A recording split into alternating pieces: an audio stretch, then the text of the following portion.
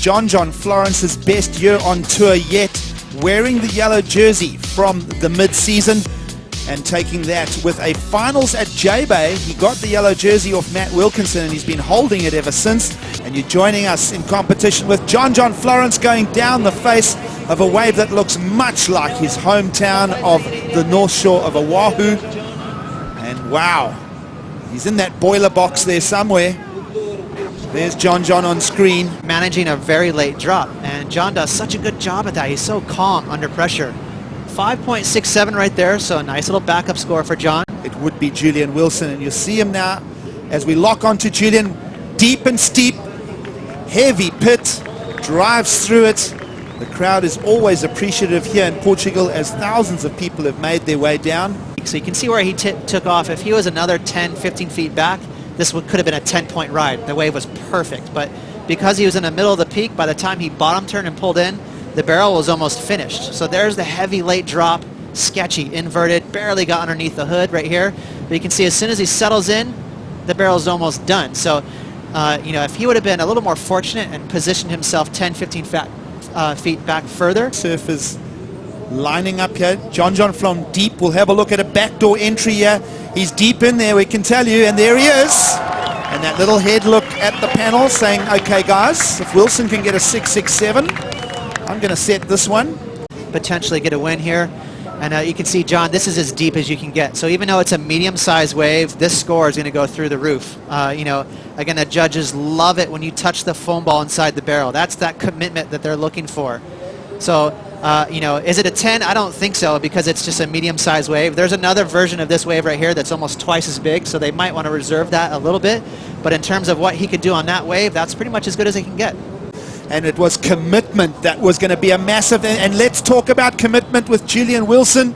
That wave has breathed all over him. It is an absolute monster that thunders down the sandbar here. Julian, I thought for sure he was going to come flying out of this barrel. He was as deep as you can get, but that little extra section right there was the culprit. You know, that wave kind of bent out to sea. You need those kegs to stay wide open and almost bend towards you. But watch the second half of this barrel right there.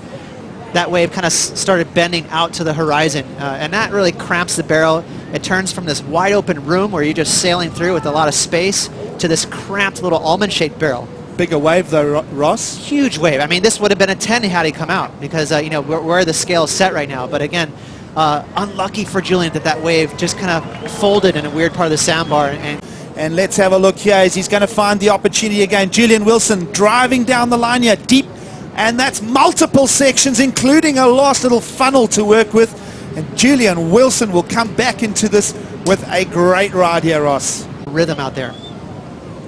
Oh, well, we have a duke out here, folks. John Florence, and you'll explore the lip line and try to get progressive. Wow, so Wilson first, then Florence next. Let's have a look at this. Gets a 6.9, Ross. All right, I had my judge's cap on there. I was thinking it would rival the 6.6 and just a little higher. So 6.9, not a backup score, not a bad backup score for Julian. Nice and deep there, but you know, again, just a small wave. And you can see that it wasn't the full gutter ball, gnarly wave. You want those waves that scare you to really get the judge's attention.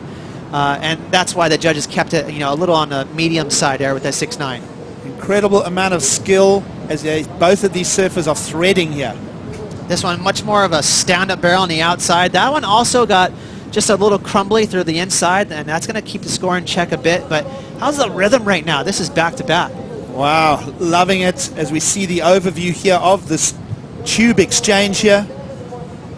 And kind of a cruisy barrel for John. He saw that thing was going to let him out, so he just stood tall and proud. Right here he's going to stand up, so not a whole lot of stalling, trying to drag his hands just a little bit. But that was a barrel that he knew he was going to come flying out, and he kind of just enjoyed it. You see the ruffling of the yellow jersey in the offshore wind. This thing coming in. Here we go, dropping in out of the sky. Julian Wilson needs a 10-point ride. He's going to do the pin drop and get out of there. As we now get the horn, and that man there, John Florence, is into the semi-finals. He is going to tee up against Kaloe Andino when that round comes our way. Of course, quarterfinals means 8 surfers remaining. We've now eliminated 2 of them. And of course, still another 2 quarterfinals to go this afternoon here.